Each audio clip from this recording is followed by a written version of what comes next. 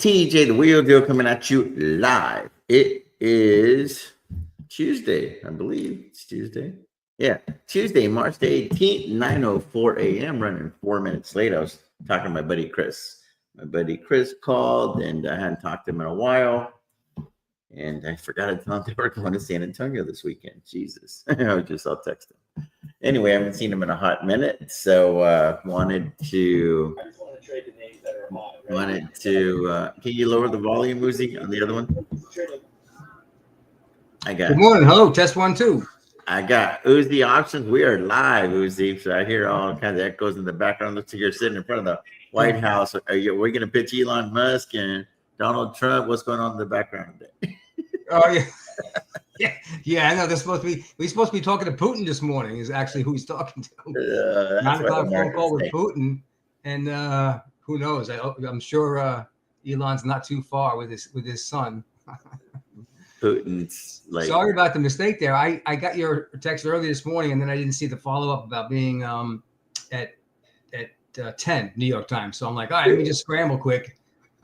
I thought that's the time we had done it a couple of weeks ago, but I don't remember. Yeah, no worries. No worries. I have a massive New York allergy attack, so my eyes are all glazed over. Oh no. Sniffling. Yeah, it's that time of the year, man. It's in the mid 40s and 50s now, so we're getting pollen, not pollen, but we're getting some of the foliage starting to bloom, I guess, or something, waking up in the dirt. Yeah. Trees. I had really bad allergies when I lived in California. Oh yeah.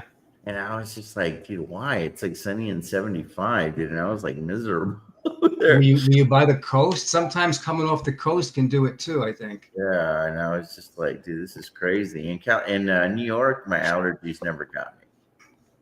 So it's funny to see parts of the season where I don't have any, and then it's weird, but yeah. So anyway, Uzi, I'm in the middle of a 36-hour fast. I think I'm on like hour 12 or 13 right now. So that last night, man, how's it feeling? You feeling good about it? Well, I didn't. I did, and I didn't tell anyone. Yeah, I don't think you're even supposed to tell anybody. I did 30 hours last week. Wow. Like nothing, bro. Like nothing. I'm talking about like nothing. It was easy. I could have done another 30. Wow. But I just feel like it's just time to eat, you know? I want to just establish a healthier relationship with food. Because whenever I was, competitive in powerlifting in college and a personal trainer for several years, food was literally just a source of fuel. Like I would just I would tabulate real quickly what my macros were. I was always like at about 2,500 calories because I was like super active. And I wanted to maintain, a decent amount of muscle on my body and stuff when I was younger. And I could get it down with 2,500 calories and be lean. Like I like being lean year round. That was kind of like my thing when I was younger. Like me too. I don't want to have to get back into shape in the spring. I mean, it's too much work. I was like always between a 6-pack and an 8-pack. There was like one little app on the bottom left, dude, that it was like hell to get that fucker to show. I hear you, man. So that was the only one that would like goes crunch time when we're going to the beach or whatever, you know what I mean? But I just want to just get into a different routine, dude. Like I don't eat enough fruits and vegetables. So like smoothies is a part of my daily thing now. Me too. I have one for lunch. I just like put all that shit in the Ninja. Load it up. I put everything in the kitchen sink in my shakes, man. It's great. And it just makes it easier, bro. Because my wife will sit there and eat a banana, eat 5 strawberries, eat blueberries. I'm like, I got time for that shit. Yeah, no, I know it. Throw it all in there and let's go, right? There's something satisfying about sucking through a straw when it tastes so good, man. You know what I'm saying? So, and then just, it does shrink your stomach too when you fast pretty consistently. So then whenever you're eating, you're regularly, you're just not able to eat as much. So your shirt's starting to even look a little bit big on you, bro. You're gonna need a new wardrobe is what's gonna happen. Yeah, dude, it's gonna take a while. But these are my garage shirts, dude. I always wear the same shirts. People are like, oh, dude, this guy's got a lot of money. Like I was like, bro, I go work out after I do YouTube, so I ain't gonna be well, y'all want me wearing my Ralph Lauren in there? I worked out with the Ralph Lauren shirt the other day, and my wife got pissed off at me. I'm like, babe, this is like a $35 shirt. Like I got it on sale on the internet. Like relax. And and I had actually bought some to just around the house. You know what I mean? And yeah.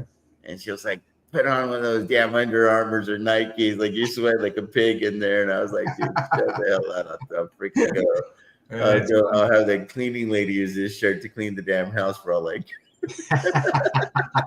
That's funny. But, she's like Tom. You guys like Tom and Jerry. She's always catching you doing something. Bro, I'm fucking telling you, bro. She's like the police dog.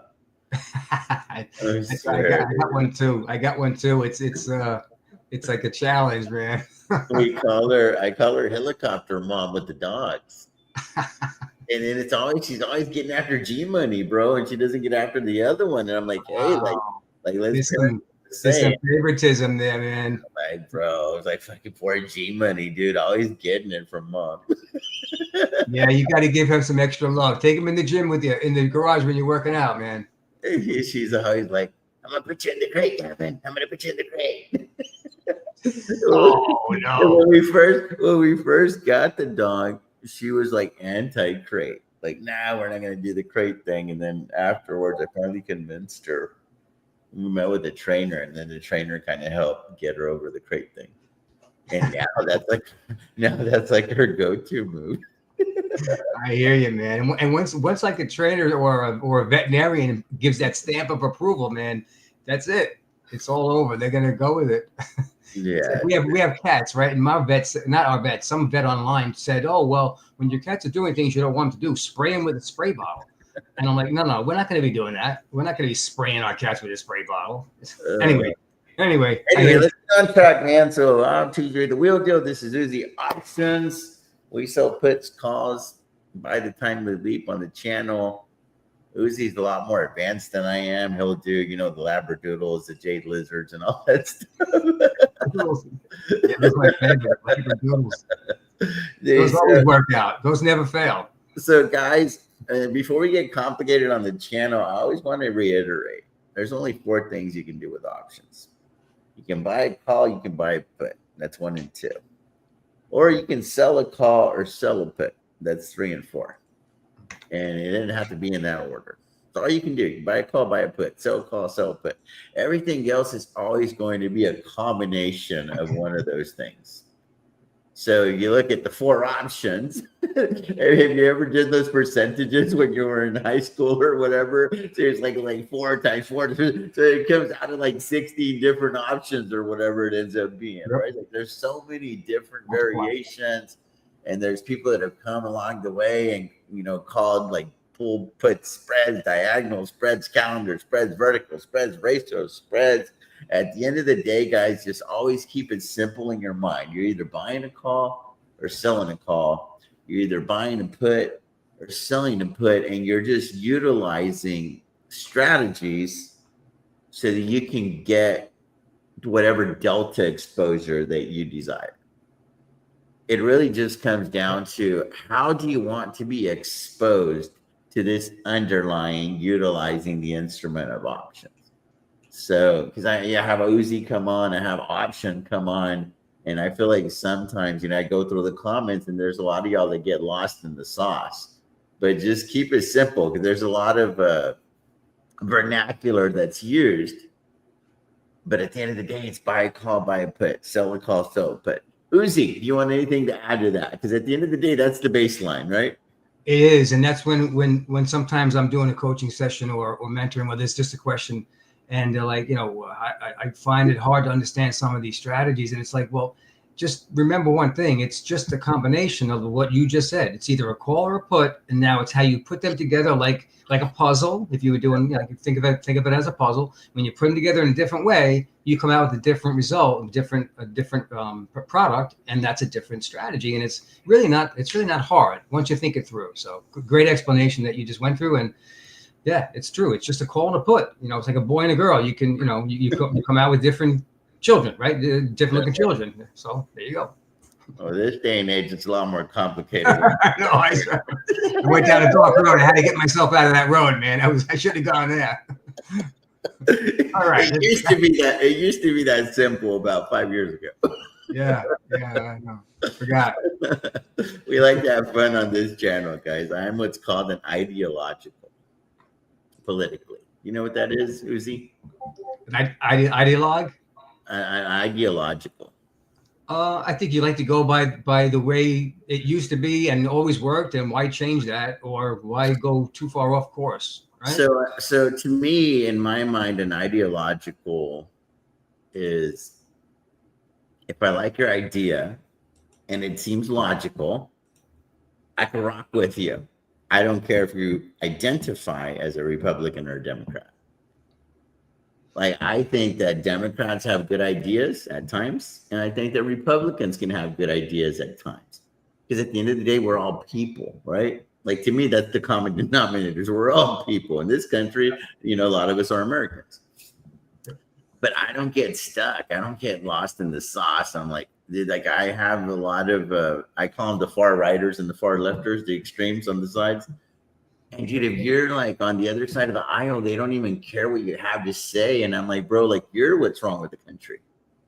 Yeah, no, like I agree. You're what's wrong with the country. We're not even willing to listen to somebody on the other side of the aisle because you can't possibly fathom that they can make some fucking sense. Like I'm like, bro, you guys are what's wrong with the country. The people, like I'm talking about the 10%ers on both sides. Like, get rid of those freaking guys and create the angry party because they're both just angry. You know what I mean? And then I think that the logical people on the left and the right can come together and form one beautiful nation, bro. You just got to get rid of the bullshit on the sides. Because those are the guys that talk the loudest, they scream the loudest. You know what I'm saying? I'm like, dude, shut up with your bullshit already. Let's come together as people. Let's come together as in this country as Americans.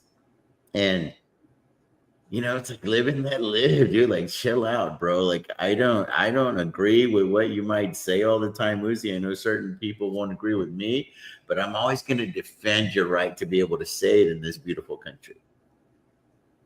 Yep. We don't have to be right. We can still get along. Dude, I don't know why people get all crazy with this thing. But anyway, let's get into it, man. Let me pull up the kaleidoscope action. Let me get over here. This guy right here. Do y'all see the little? Y'all see that? Yeah. Okay. There it is. So now let's see the bloodshed, baby. We are down in a really, really, really big way.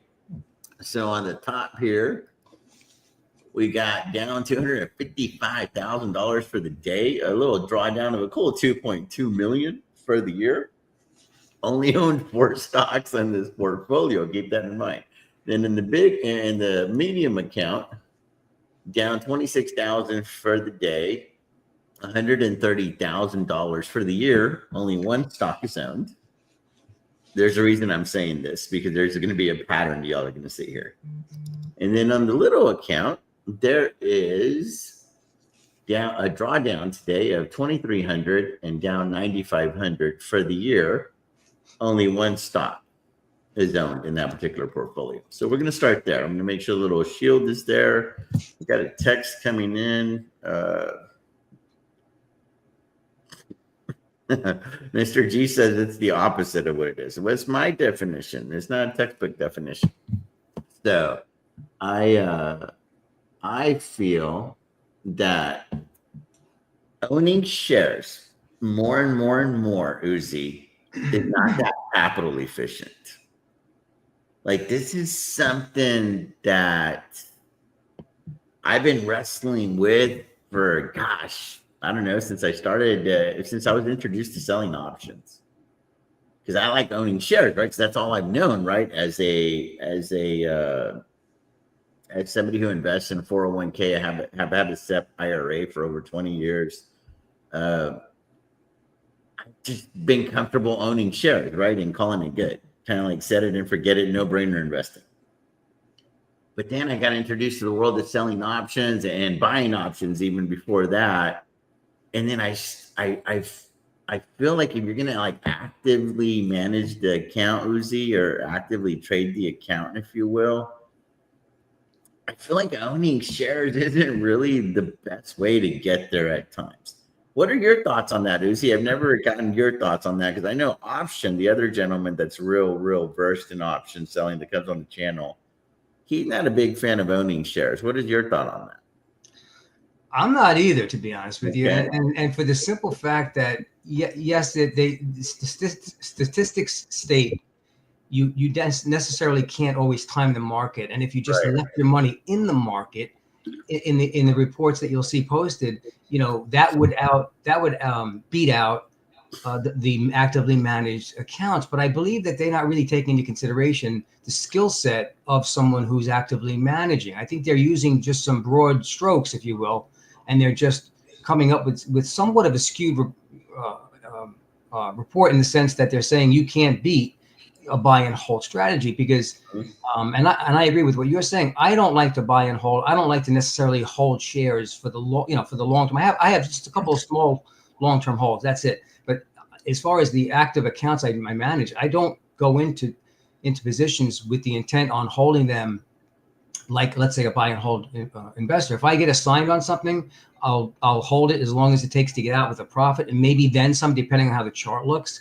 Yeah. But I'm not a proponent of longing stocks, having a portfolio of 10 or 20 or 30 stocks and then managing them. It just gets to be too much. Plus, when you have a drawdown, or let's say a correction, or even just a 5 to 10% pullback, now you're sitting in stocks that are depreciating on you, and you almost have to get active. If you weren't active already, now you should be getting proactive and selling some covered calls to bring in premium. Otherwise, sitting and waiting for capital gains to accrue, even though they're unrealized gains, until you sell, it's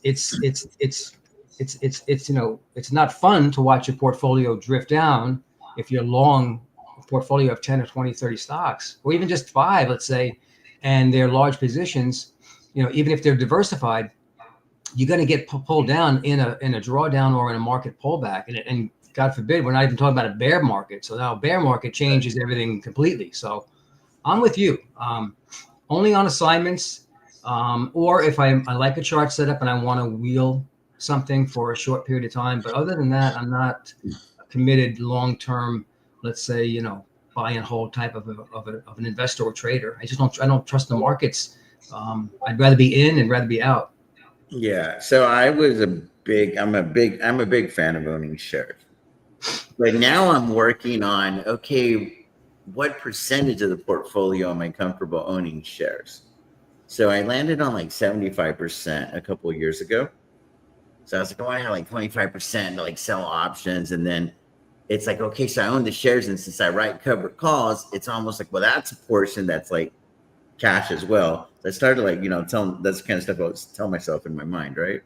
Mm-hmm. But then now I've kind of landed on like 50-50. So on 10 million bucks, I want, like $5 million worth of share ownership. And I'm talking about what we paid for the shares, right?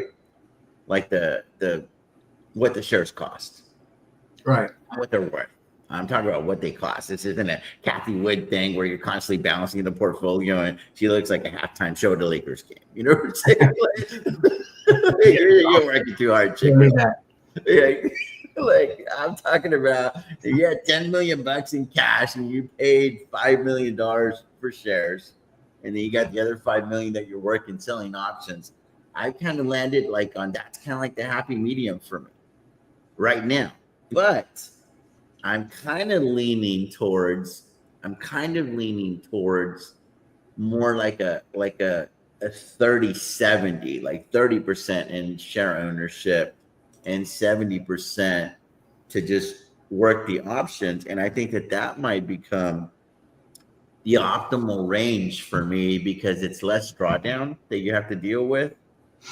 And the gains are more static because just for me, and again, this is just for me, guys, this is my rates. It's kind of like Mr. G saying that I have the wrong definition or the textbook definition of ideological. I'm telling you what I think it means to me, right? It's kind of like whenever you read the Bible and the verse speaks to you a certain way, and other people are like, no, that's not what it means. I'm like, no, fucker, that's not what it means to you, right?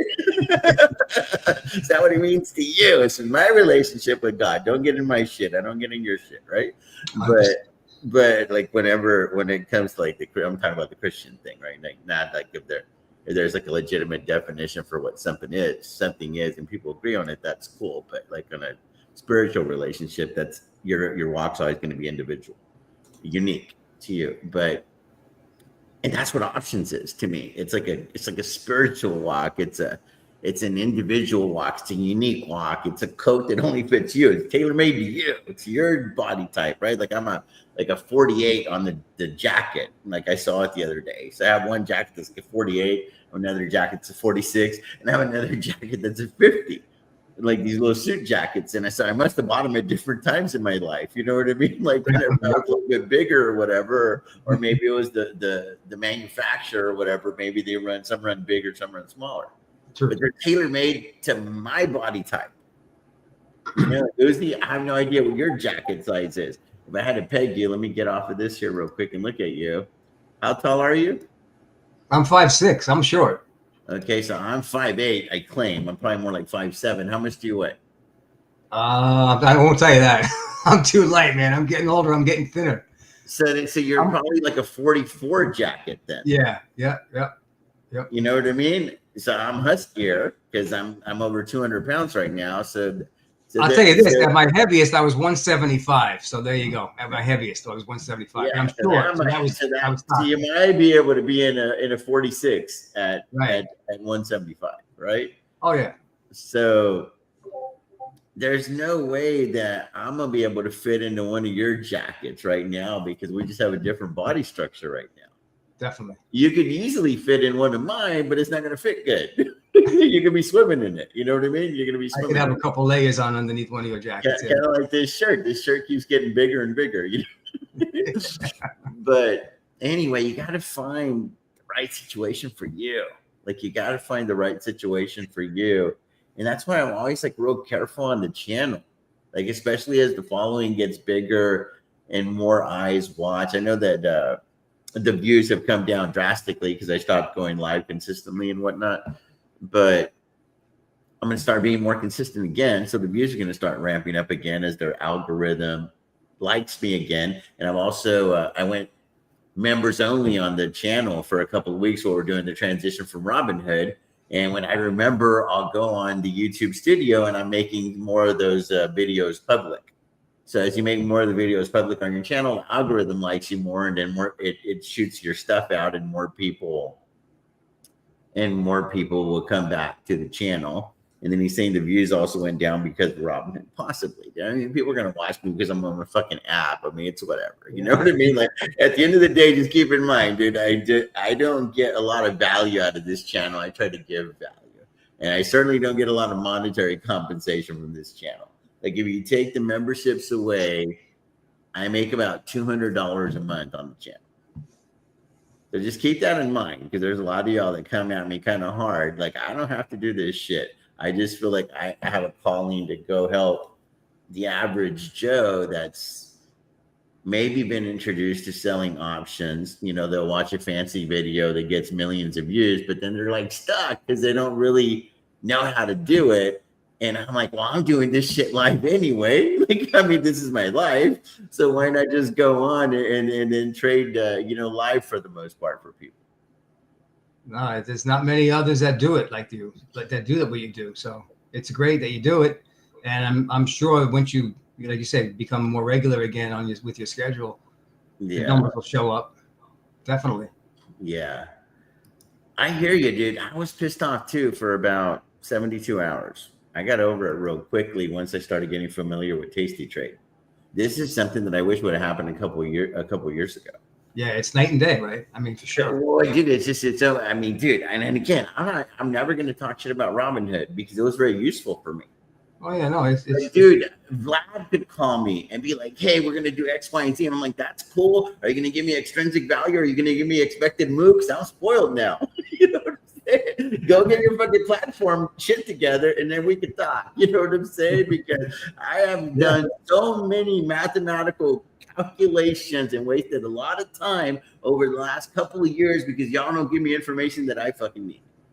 I remember you had a whole video once put out on how to figure out the extrinsic value. I think, I'm telling you, it's fucking crazy. Wouldn't it be easier if you would just tell me? Wouldn't it be easier if you would just tell me what my net position delta is, man? Like, come on. So now that I've gotten used to the gauges on the plane, I don't want to go back to the little Cessna. Like, I'm over here with Boeing and Airbus now, and I'm trying to figure the shit out. We got the plane in the air at least, right? You got a fighter jet now, man. That's what you got. You're in a fighter jet cockpit. So it's just one of those things that I would never be willing to go back to that beginner platform. And then here's the other thing. I've done, I don't know, less than 50 trades probably on Tasty Trade so far. Mm-hmm. But one thing I'm really good at is journaling. And I can tell you without a shadow of a doubt that the fills are better on Tasty Trade. Oh, I would if the bid is 15 and the ask is 20, I'm talking about on the wider ones. So some of this stuff is lower liquidity, right? So when you have a low, the spread is higher on the bid and the ask, it's because it's a lower liquidity option, right? Yep. The fills are better on Tasty than they are on Robinhood. Now, can I get those fills on Robinhood? Yes, if you're willing to wait a couple, 2 or 3 hours. Right. If the market kind of like if it stays sideways at that. But that's the thing, is like that trade might not be there at those prices because they move so quickly, right? As you know. Yep. Yeah. So sometimes time is of the essence. And then I've already done it like a handful of times where I'll be like, I'll just take the little money and Tasty Trade price improves me. Robinhood literally did that maybe 3 times in 4 years for us.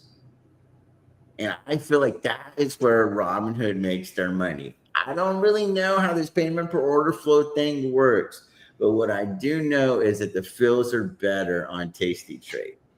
For me, again, this is just my suit to my measurements. That's it. This isn't like, I'm not saying that this is going to be the way that it's going to be for a year or anything of the sort. And then I've gotten comfortable with the fees. To me, it's just a cost of doing business. Mm-hmm. And now I see what it's costing me. Right. This is what I think Robinhood's mode is. Let's zoom in. This is what I think Robinhood's mode is. Are you ready, Uzi? I'm going to say it real slow for the dumb people in the back, because we got some of those in here today. You ready? Yeah, I'm ready. Robinhood's mode is you don't know how much it's costing you. Exactly. So you think it's free. And there's a saying, free ain't free. You know what I mean? There's no free lunch. Free ain't free. There's no free lunch. Robinhood is a for-profit organization. They are a for-profit organization, and you are the customer. It's just like Facebook. You spend all your time on Facebook. If you're one of those people, you're the customer. So I did a quick experiment too with a zero cost options broker, and I saw the same exact thing. To get a fill on a spread, I had to wait until I changed the price to such a ridiculous level, and I got filled immediately. That I realized exactly what you just said with Robinhood. It's the same thing. They're making money on the inside of things. In other words, they take your order and they play around with it, whatever they do in the background there. But they're making money on our orders when they're charging us 0 commissions. Yeah, I'm going to zoom in again. I'm going to tell you what it is. I used to sell cars. Robinhood is the finance department at the car dealership. So whenever you get a loan at a car dealership, the finance department gets quoted an interest rate on your loan. And nobody's going to tell me any different because I worked in the finance department and I worked in sales. So I know that industry. Mm-hmm. So if you're a Ford Motor Credit, right? Like if you're dealing with Ford Motor Credit, because I used to sell cars at Ford, and they want to use their own financing because they don't want to go through Ford Motor Credit to qualify for all the goodies because you have more leverage because you're going to get money on the back end. You make money on the front end, the markup of the car. Then you make money on the accessories, the markups of the car, and then you make money on the back end. So there's like 3 ways to screw you whenever you go into a car dealership. So if you think you're getting a good deal when you go into a car dealership, no, you just feel good about the deal. There are no good deals over there. You know what I mean? There are no good deals at the car dealership. That's an industry that is so predatory in nature that the only way that the salesperson can make any money to feed their family is they got to screw you. That's the reality. So I couldn't be in that business because I'm not built like that. But Robinhood is the equivalent of the finance department of the car dealership. You don't get to see what the bank really offered on the interest rate. So sometimes they're able to bump you up, especially if you have a good relationship with the finance guy. You have a good relationship with the GM and the GSM. You have a good relationship with your salesperson. You feel good about the deal. So it creates this illusion that you're getting a good deal as a customer. So then if you don't know any better, you could have gotten maybe a 3 or 4 or 5% interest rate. But Ford Motor Credit will convince the customers that no, we can only get you done at 6 or 7, and they make that spread. And then the sales guy gets a kickback from that increase in the spread. But you don't see that as the customer. Right. You just feel good about your deal. And there's a big difference between feeling good about a deal and actually getting a good deal. 100%.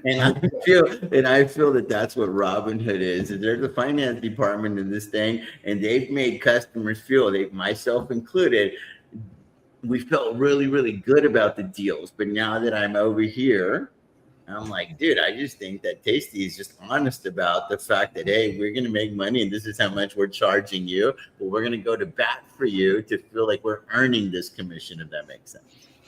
Totally. And they are probably, if you get on the phone and you have a question, they're on the phone. They answer your call. That's one other thing, bro. I have a direct connect with 2 people right now, and the relationship's going to grow. And I'll call them, and if they're not available, somebody will tell me, hey, so-and-so will be available. Give me time, or can he call you back, TJ? Can he call you back? Yep. Dude. That's worth it. I couldn't get that shit at Robinhood to save my life, bro. It's like, take a fucking number. You know what I mean? And I was just like, okay, cool. And that's important for all levels of traders, right? Yeah. If someone, let's say a new trader, and they are with Robinhood to save the commissions, and I don't blame them, right? There's a need for that type of a cost basis for traders, but they have a problem or a question. Good luck getting somebody on the phone, when you're managing a good amount of money and something might be going a little bit weird, or you have to get a conversation going with a question. At least now you can definitely get somebody on the phone, and within seconds or minute. And if it's not your regular guy, I'm sure there's another qualified guy that can get on the phone quickly and just answer a general question. But absolutely, can you get your computer ready? I wanna shoot some strikes out to you. Okay. And then tell me what the chart's saying. All right. So let me, and then you're able to present on your end so we can see all the squigglies. Yeah. Let me just get everything going here. So I want to start. Let me get on the big account here, because the little accounts we all have the same shit in case you haven't figured it out, right? So let's get on the big one. So I want to start with one that really is interesting to me, and that's Riot. Because I've got 100,000 shares that I'm not collecting cover call premium on. I did collect some on 50,000 shares. Just again, this isn't Sunny and 75. What does that mean? It's not ideal market conditions. It's not optimal to sell cover calls right now. This would have been better when Riot was at 10 or 11 bucks, but it is what it is. This is where we're at now. So I've got 500 cash secure puts at 6 UZI. I've got 500 cash secure puts at 7, and I've got 500 cover calls at 10.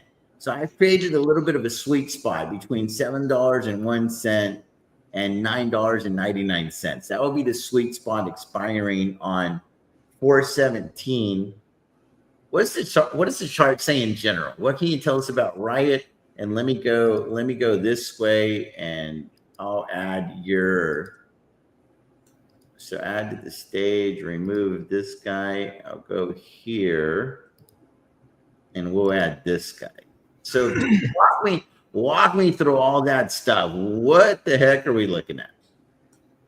So we're looking at previously drawn trend lines. And I am a big, I'm a big trend line person because it is the footprints of the trading history of a stock. So, when actual trades, I'm just going to talk for a second in like, like bunts, not even singles here, bunts, like bunts for like beginners, let's say. So every trade that exists in the market, whether it's a stock trade or an options trade, right, creates a footprint. And then throughout the course of a day, the footprints show up on our charts. Okay. Let me just change this over to candles. So what we look at during the day on 5-minute charts, 1-minute chart, 3-minute charts, or on daily charts at the end of the day or weekly or monthly is the actual trading history and footprints of the combination of all of the different trades. So when you can connect, verifiable, when I say verifiable, so you can connect dots, you can create what's called trend lines. And it's funny how history repeats itself with stocks and with options and with anything you can trade. When you can begin connecting dots, and the more dots that align with your trend line, the stronger that trend line becomes. So these are just trend lines that I've drawn on Riot previously, probably from our conversations or from when I was looking at Riot. And if I'm going to zoom out a little bit, you can maybe see where they originate. And it basically just connects some major points of trading influence. And when I say that, it creates a pattern. So I don't have anything labeled, but I'm going to try to just describe it to you. So if you look to the far left here in this bubble, it says 325. Mm-hmm. That was the interim low. That may have been actually an all-time low, where you take that area and you can connect it with a whole cluster of price points over here where it says buy. And that was an area I had labeled for someone at the time that this would be a good buy zone because we have a cluster of touch points creating that trend line. Mm-hmm. And lo and behold, that actually did serve. This is an old chart in the sense of these are old drawings. You can see it was a great buy because it's from that point forward that the price ran back up to the about the $15, $16 level where It touched another trend line, a descending trend line based on multiple touch points to the left. So what we're looking at are just previous trend lines based on price action and based on what we're looking at now, using those same trend lines because they're still valid. The touch points are not being, you don't remove touch points because we're looking in the future. Those touch points are still valid. And going forward, price has adhered to these trend lines pretty well. So it's safe to assume, until proven otherwise, that price will continue to do so and I'm going to zoom in now to see where we're at today. Now, here's the most recent price action from, let's say, the last 5 or 8 trading days. Right. And if we look to the left slightly, we do see that Riot has a pattern, or let's call it a history of, it can break a trend line, even though it's a strong trend line, but it quickly recaptures it. Okay, it did it over here, which created a new trend line that I drew. And if you can follow my eye, as this trend line was being developed, it had another touch point here, a few more touch points here, which made it even stronger and valid until we had this day here. I don't recall what this was, February 21st. I don't know what occurred on February 21st, but we can see that with the price action, it was able to forcefully break through the trend line and never recapture it until it came down to this current trend line where it did break it. Now, what I'm trying to get at with that long-winded statement there is that it's not to say that this uptrend is over, because it has a pattern or a history of breaking the trend line but recapturing it. So in the next few days, it's going to be key to see if Riot can recapture this trend line. And it's from the pattern as I zoom in, it looks like it could, because we have a somewhat of a doji wick day here. We had an attempt to fall and fall hard on this long body red candle. And now we have 3 days, including today, of inside trading. So it's inside within this, it's trading within the confines of the low and high of this red candle day. All right. And they're green days. So this is shaping up to do exactly what it may have done over here when it broke through. It had a long body red candle And I say this is a long body compared to the other candles that Riot puts out. I would consider this a long body candle. Anyway, the point is that it failed on that sell off, and that's when price was able to recapture. So if we zoom in over here now, looking at the candles of the last few days, we have a failed breakdown, and then we have 3 days, including today, of an inside trading pattern, and they're all green so far. So I think what we're going to do is we're going to recapture that trend line.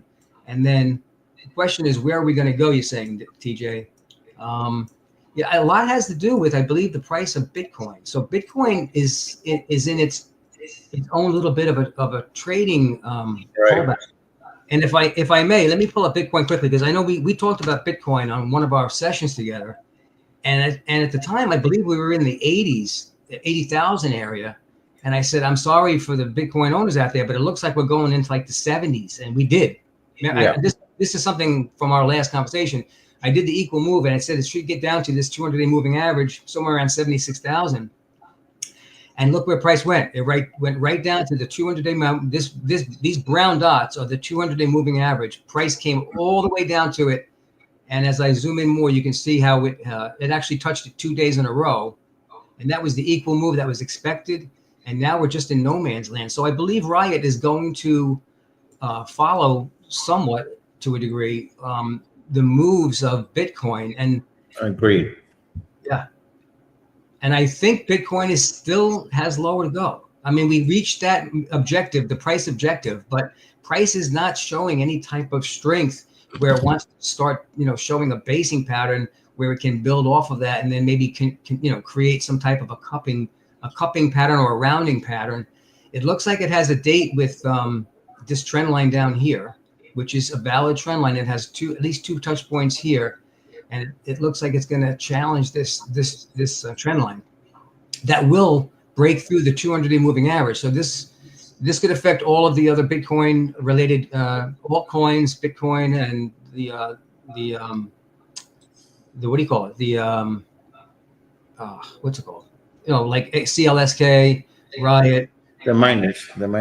Thank you, the miners. Yes. I mean, even MicroStrategy is probably going to, MicroStrategy is not going to be able to walk away, unscathed. It's also doing the same thing. It just tested its 200-day moving average. It did bounce off of it.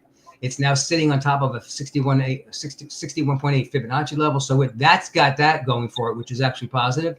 It's trying to recapture its uptrend. It's above the 61.8.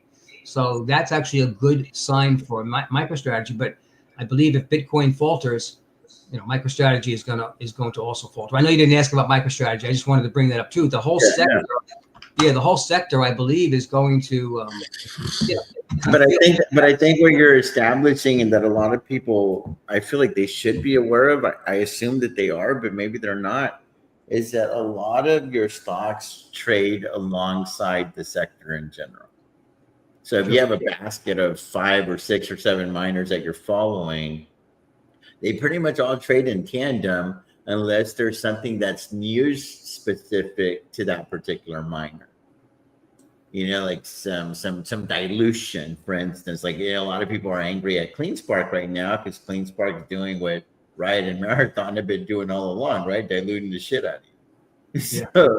So people are starting to get angry. They're calling for Matthew's head. They're calling for Zach's head. I mean, if you go on X, the sentiment on CleanSpark is where it's been on Riot for a while now.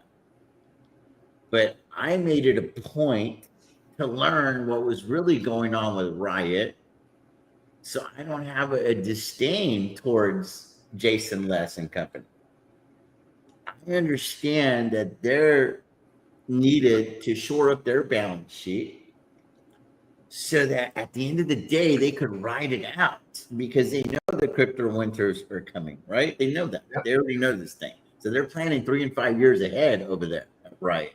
And I feel like CleanSpark's kind of doing the same thing now. They're like, hey, we can't just be month to month here. You know what I mean? We gotta build a legitimate business here. We kind of gone all in on Bitcoin too, like CleanSpark's like a mini MicroStrategy, right? Because they did this offering, but we're gonna do it to grow our Bitcoin mining operations, not to go buy Bitcoin at 97,000 like Riot and Marathon have done. or whatever the prices were. So from that aspect, it seems like CleanSpark, I think they made better use of their offering, in my opinion, right? I agree. But the sentiment's really low. That's what the chart doesn't really tell you, though, right? Like where's the sentiment, unless you maybe like start looking at the volume and stuff. Because to me, I think the volume is a real key indicator. Uzi, you're obviously the expert here. No, I agree. I don't want to overstep my boundaries, but no, good point. Good point. What we are seeing, you're right, TJ. A downward move with low volume is not as scary as a downward move with big volume. And whereas an upward move with low volume isn't as telling as an upward move with crazy volume. You're 100% right. 100%. You're right. Now this move is doing, it's trying to figure out its next move. Is it going to be able to get back above that trend line, like I said? But it's all happening on on a lower scale of volume for sure. So that's a good sign. It's not falling out of the sky. RSI is almost at oversold level. So it looks like it, from a technical level, it's due for a balance. It's due for some consolidation and slightly drift higher. And all it has to do is drift a little bit to get back within that trend line and still stay within an uptrend, because we don't have a new lower low here. See, if this low was below this previous low where it took out this trend line here, then we'd be looking at potentially a downtrend. It's still considered in an uptrend. It just has to get above that trend line to keep the current trend. But by all means, this is not blown up and out, and it's dead in the water. It's just a matter of it's trying to find its way. And these are the type of days you just have to kind of sit on your hands and stick with what you've been thinking all along. You have a fundamentals that you've been following. You have conversations with the CEO, the company. This is when you want to be sitting on your hands and maybe even adding. The only drawback would be, again, if Bitcoin goes into that Bitcoin winter, whatever you want to call it. This thing could easily go to $5, guys. I mean, I've already played this game a little bit. So there is a world where Riot could go to $5 again. Make no mistake about it. So you have to be prepared for that kind of thing. Definitely. And that's why having a long-term mindset helps you, because if you have a long-term mindset and then Riot dips to 5, and you're also prepared for the dip financially because you've been a good steward of your money, you've been selling puts, selling calls, collecting premium, building that cash balance. Now you see that potential big dip as a legitimate opportunity that could help you reverse the pain, right? Because if you own it at like 850 or whatever, like I do, or going to 5 kind of sucks, right?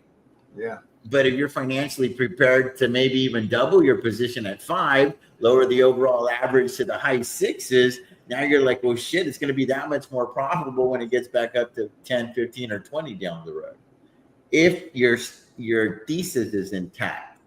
Right. But I think that a lot of times with the big struggle for investors and traders, Uzi, is we feel real good about the stocks whenever the price action is going in our favor, right? And, and whenever the price action is not going in our favor, we question everything. And I have very strong investment thesis on Riot. I have a very strong investment thesis on Sofi. I have a very strong investment thesis on Tesla. I don't even have an investment thesis on Amazon because I think it's unnecessary. Like Amazon's that good. So I'm just like, I'll let this shit play out for 3 to 5 years, and the premiums, they're not that great, but I know that money's never going to be lost. You know what I'm saying? So 100%. It's like, I call it the glorified Amazon savings account, bro. Like, that's it. It's a Gaza. Amazon is one you can set and pretty much forget. I agree. Like, it ain't gonna do much, but I know what it ain't gonna do. It ain't going to zero. You know what I'm saying? So that whole Manny money and Amazon going to zero, that shit don't apply here. Maddie going to zero before Amazon does. TJ going to zero before Amazon does. So I'm like, you need one of those boring stocks that you can lean on when times are tough, right?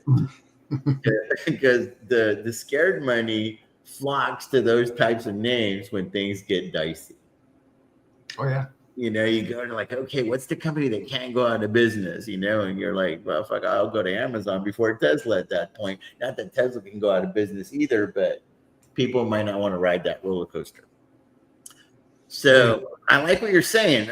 So I'm feeling pretty good about my 7s and 6s, and really what the chart's telling me is I feel really, really good about my $10 strikes on the covered calls right now. Oh yeah, definitely. The covered call should be fine. And then, you know, the 7s and 6s might just be opportunities to build up the position, because I'm not trying to roll too much on tasty trade. Like I want to, like you know, like the tasty trade is like get your 50% and get out. Yeah. Like I'm really shooting for like 80% now, because it's so hard in this climate to get into a good trade. So when you get into a good trade, like why not like maximize it, especially if I don't have anywhere to put the money. And I'm okay with taking ownership, or I'm okay with having the shares get called away. Like, why am I going to give you that premium back in that scenario? Because what I'm just going to take the trade off of the table just for the sake of taking the trade off the table, and I don't have anywhere to pivot to. I just being down $2 million for the year on the drawdown, because that all happened during the transfer from Robinhood to Tasty. Wasn't able to do anything with the portfolio, right, for about 3 weeks. Yep. So I'm like, I want to go grab all that premium. The drawdown doesn't really hurt me that much, because I'm okay being in these stocks for the next 3 to 5 to even 10 years if necessary. But it has shown me again that maybe owning so many shares isn't the most capital efficient thing to do, because these drawdowns kind of do suck, because they create this element of opportunity cost, right? Like if I had been in cash, there wouldn't be nearly as much drawdown, but I could have also been caught with my hand in the cookie jar on cash secured puts that are severely underwater. So it's just whether or not you have unrealized losses on paper via cash secured puts, or unrealized losses on paper with actually owning the shares. So I just think it's just a matter of perspective at the end of the day. I agree. It is all in how you look at it and what you're willing to sit through. If you know, there are the people who let's just say there are some people who don't look at their portfolios for 3-4 times a year. But for the active person, active trader, active investor, someone who's involved in it for somewhat of a more than just a passive way of doing it, then yeah, I'm with you. I'm with you on that one. And you know what? In your case, 50% is actually not bad, because you know, putting yourself in positions with 50% of your funds, you still have plenty of cash on the sideline in case something really good does show its face, if it is a correction or if it's there's a mentor that I lean on heavily for what I do, and he says the only people that aren't excited about a dip are the people that aren't adequately capitalized for it. Yeah. Because Warren Buffett, you think he's excited about a big dip? Just, you know what I'm saying? Like, you've got so much cash on the sideline, don't even know what to do with it yet.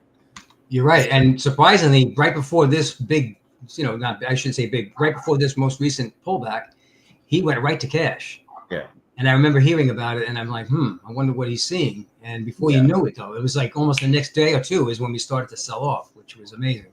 Absolutely. So what I want to do now, Uzi, is let me remove this real quickly. Let me add this to the stage, and let's go back over here, and let's talk about another one that is very, very interesting, and that is Tesla.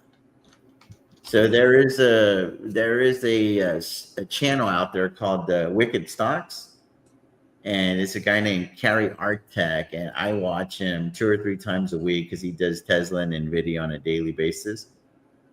So the situation here is we got 6,500 shares at 261. It's currently trading at 224 and some change. So down substantially on those, down over $1 million for the year on Tesla. That's the drawdown on owning the shares of Tesla. So that's an unrealized, obviously, year to date on Tesla, but it's a real thing because we own the shares at the start of the year, right? So this is how this thing tabulates that for you. I have 35 cash secured puts at $200, 30 days out, Uzi, for April the 17th. I studied the charts a little bit last night, and then I also watched the Wicked Stocks episode on it. I really believe that Tesla is going to go under 200, so these are going to go in the money. Right now, this position can you say those? I'm sorry, TJ. Can you say those again? What strike were those? It's a $200 strike. Okay. For April the 17th, so 30 days now. Thank you. I have an agreement to buy 3,500 shares at 200 on Tesla.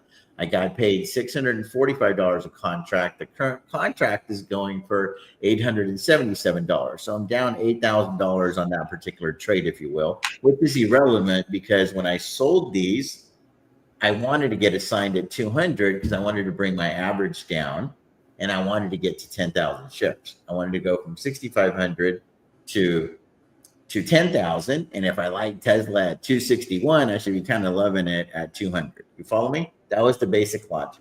Mm-hmm. But I also saw the wheels falling off, and I was like, well, let me just go ahead and sell covered calls on the shares that we got. So I sold the covered calls, 65 of them. So all 6,500 shares are for sale at 300 for the same expiration date. So I created a sweet spot of $201 to $299, if you will, not counting the 99 pennies. So I think that the $300 covered calls are in like phenomenal shape, already up 70% on those, but I am down 42% on the cash secured puts. What's the chart telling you? Because I feel, and so does this Wicked Stocks gentleman, that $175 is a foregone conclusion for Tesla. And I think that is where the consolidation will occur. And why does consolidation happen, guys? So I'm gonna steal a little bit of Uzi's thunder. A lot of times consolidation happens because the fundamentals and the technicals are like marrying each other. Because the stock might either have to like cool off if it was on an upward trajectory, or it needs to like try to find a bottom if it's like, it's a falling knife. So consolidation is just sideways movement. For Tesla, that would be considered, in my opinion, $25 either way. If it went $25 either way, because it's a very volatile stock, that would be considered a consolidation, and it can form that channel. Now, the longer the consolidation, the longer the foundation, the bigger the next rip or the bigger the next dip. It's like a springboard, right? And unfortunately, it doesn't necessarily mean that it's going to shoot up. It could just be forming the next leg down, and it could be very, very vicious. It's like an earthquake, and then the tremor, and then the big quake happens after that as well. You never know. But what are the charts telling you? Can we add? Let me remove this guy. Let me go over here. What are the charts telling you, Uzi, on our beloved Tesla? Are we in the vicinity, or are the charts saying something totally different to you? Well, I've had this from probably one of our previous meetings. I have some Fibonacci's drawn, as well as some trend lines, and we are currently sitting on what's called the 7. I have it labeled as 77, but it's really about a 76% Fibonacci level. It's a valid one. I mean, the ones we usually talk about are the 38, 50, and 61.8, but right. There are many others, and they all come into play at certain times depending on the price, history or price pattern of particular, stock symbol. So with Tesla, the 61.8 did not hold it up here. It tried to very, very weakly, actually. It lined up with the 200-day moving average, and it really didn't give it as much support as you would think, for a few reasons. Number one, the 61.8 is called the golden retracement level. That if you're in an uptrend and the stock price retreats to the 61.8 and you're in a strong stock, typically that will be the final point in the line in the sand where the stock will find its support, round back up, and begin its resumption of trend. So we had the 61.8 in confluence with the 200-day moving average on Tesla. You would think, and given the name Tesla, with all the different businesses that they do and the intelligence of Elon, that would have been a great place for the buyers to step up, support the stock and let it begin its now turn around and resume its uptrend, and it just failed. So that's a really telling moment. That was a really telling moment for Tesla, and it's the relative strength and where it might be going, because it couldn't hold the 200-day and that level of the fib, and it broke right through. It did find a little bit of support right now at the 76, 77 point fib level, but it's not looking good. I mean, the price action is, yesterday we had a strong day. Was it yesterday? No, sorry. Friday and Monday. Yeah, Friday and Monday we had strong days in the market, and it didn't participate at all yesterday. Right. Friday it was up slightly, but not much when you think about really where it's been at 488 as far as a high, and it's all the way down in the low twos. So the chart's telling me we are going to go lower.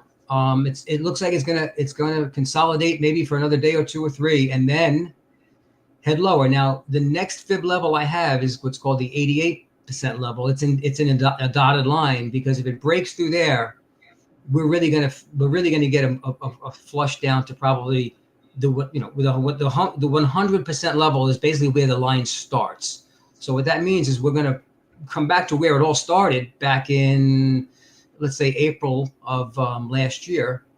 And if that doesn't hold, okay, then we're potentially going to talk about some other retracement levels, which are real ugly, which I don't think that's going to come into play. $50 a share, $40 a share. But if you look at the premiums, there's a bid on like the 120, 140, 150 level. Yeah. It's a decent bid out there on some of these crazy strike prices for Tesla. But let me just back up a second. The 88% Fibonacci level does line up very nicely with and just bear with me 1 second while I try to get my my mouse right here. I have to change this, otherwise I'll create a new line. So it serves as a cluster area. If we go back and I expand a little bit, we can still see the dotted blue line, which is the 88 level.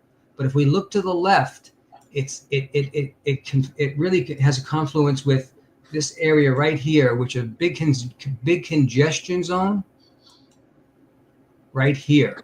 So I believe that will be the fine. I believe, my opinion is, price is going to fall through the level it's at now. It's going to come down to this dotted blue dotted line, which is the 88 level, and it will find support there. And we're talking about 176 to 175. So the gentleman that you referenced I'm in agreement with him. And I've never seen his show or never heard of him, but just the technicals I'm looking at, and maybe he's looking at these similar technicals, but that's where I think it will be a great buy for someone who's not in, or for someone to get long, add to their longs if they are currently long and need to average down dollar cost average. So I do see 175 being a level it's probably going to address at some point. How closely do you follow fundamentals of a company, UZI, or is that just not part of your game anymore? I do at times, and I'm going to be perfectly honest with you. And some people are going to come at me with all kinds of comments probably, but when I'm in a trade that, let's say, has not worked out perfectly, sure, and I'm looking at, okay, well, according to the technical analysis and according to trends and trend lines and such, it didn't follow what it was supposed to do. Now I begin to look in, well, what's really behind this company? Because I'm looking to get, maybe I have to get out of this position. So it's at that time, usually when a stock is either in trouble or looking like it's going to get in trouble, I will now dig deep down and say, well, where are the fundamentals with this company? Because if I have to ride this thing for a month or 3 or 6, is it a sound company? So I hate to say it, but it's usually when a position is getting into trouble is when I begin looking at it, because I'm not a long biased like hold stocks trader. If I was more of a buy and hold or a long-term investor, that would be where I would start, and then I would look to see how it looks on the chart and try to pick an entry. Yes, I was doing this last night, and I do this thing where I overlay a fundamental timeline with technical like pivots with the stock. And I was just like eyeballing this thing yesterday, like last night, because I couldn't sleep last night. And ever since Tesla became profitable, which wasn't that long ago, guys, for those of y'all that don't know, we were talking about a handful of years, it shot up. profitability was like a real big thing. So if you look in the chart, this thing was flat for like years, dude, for like 7 to 10 years. And then it shoots up on profitability. And then it shoots up again whenever they announce the Model 3. And then it starts dying down whenever they announce the margin compression. Because fundamentally, Tesla has this idea that we want to get as many cars on the road as possible so that we can perfect our technology. And then all of those cars on the road can essentially subscribe to FSD at $99 a month, because we already know what the price is, because that's what it's available for us right now. Mm-hmm. As they perfect it, maybe they'll increase that price to 149 or 200 a month or whatever. And think about it. They already sold you the car. They already manufactured the car, right? So now that $99, that $200 a month, whatever comes trickling in, hell, I just paid them $10 a month, and I don't even know for what, but I remember clicking the box. And during the euphoria of that transaction, they also sold me some shit. It was like something where I get like CNBC and ESPN. It's almost like their form of XM radio. So they zap me for probably like it's like a free trial when you first get the car. But I think that's going to be like $79 a year. I remember clicking to that as well. There's a lot of little add-ons that Tesla does that are very high margins for their business. So I think their big thing was like they didn't care about margins. They wanted to just pump cars on the road and then get to 10, 15 million cars, however many they have. Somebody can give me the latest count on how many Teslas are actually on the road right now. And then they want to essentially sell us FSD. That's what I feel like the game plan is. Because that's going to just boom straight to the bottom line. It's kind of like everybody's excited about Sofi Plus, because that's like $9.99 a month. Tesla's like, we're hitting up for $99, bro. You know what I'm saying? And we got a lot more customers, so do the math. And then they can also license that technology to other car manufacturers. Like that's the car vertical that I see. You know, you talk about robo-taxi, Cybertruck, semis, all that other shit, the van that could potentially come. That's all fine and dandy. But I'm talking about, like, I feel like from a fundamental perspective, that's what Tesla is shooting for, is let's just get as many cars on the road. We have enough money. I think they got like $36 billion in cash. They ain't going anywhere. They generate $100 billion a year in revenue. We're gonna be kind of flat for a while, but let's just keep getting cars on the road, and then all of this money is gonna come pouring in later from customers that already love our cars anyway. So that's the way that I look at the car verticals, right? Then I look at the robots and all this other shit that could be a whole different thing.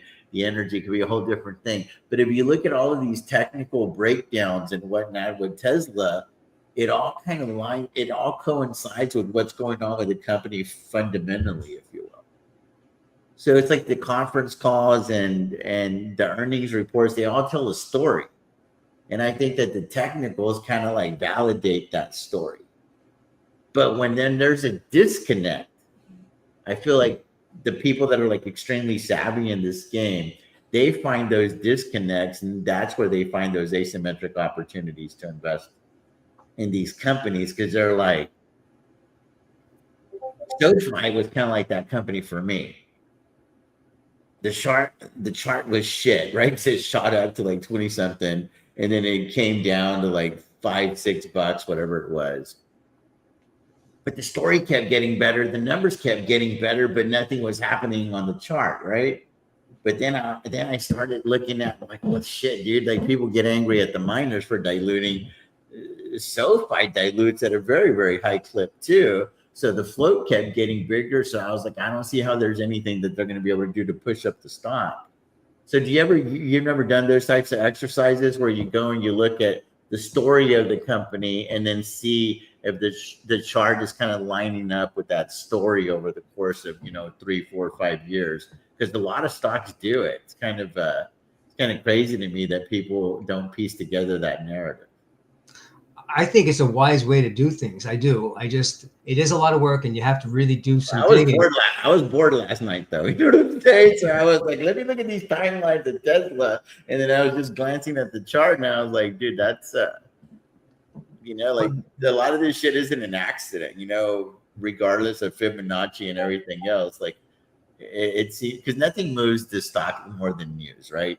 Donald Trump can go say something right now, and he doesn't give a shit what your chart is. If Elon and Musk say something really, really positive, this stock could go up 10%, or they say something really negative, this thing's going to go down 10% because people are very emotional.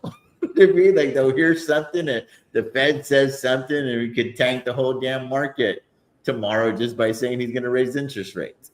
Yeah, and to some of your points, here's the thing, right? So when a company doesn't have earnings yet, the market or the analysts that follow it don't have anything to really go by except for maybe estimations on how much they're going to lose or not lose as far as but they don't have any earnings, let's say, to apply a PE, a price to earnings ratio.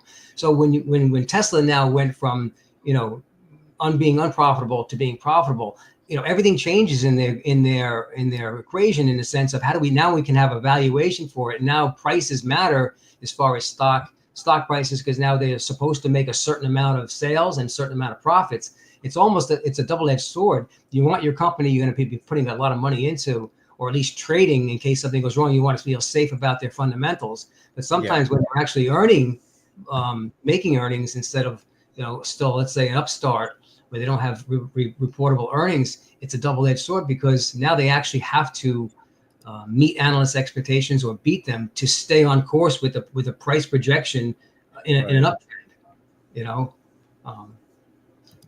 But when you're managing, the type of money that you're managing, I would definitely recommend getting the backstory on these stocks.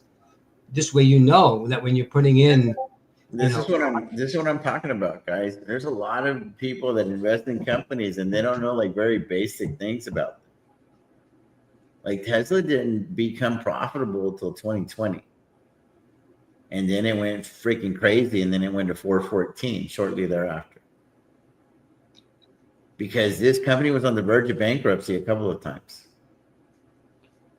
Like Tesla wasn't Tesla until kind of recently. You know what I mean? Like that's the reality of it. This thing doesn't have the freaking track record of Berkshire Hathaway. You know what I mean? Like this is a relatively new. Can somebody put in the chat when the year that Tesla went public? When that long ago, dude? It's like less than. It's been around about as long as Bitcoin.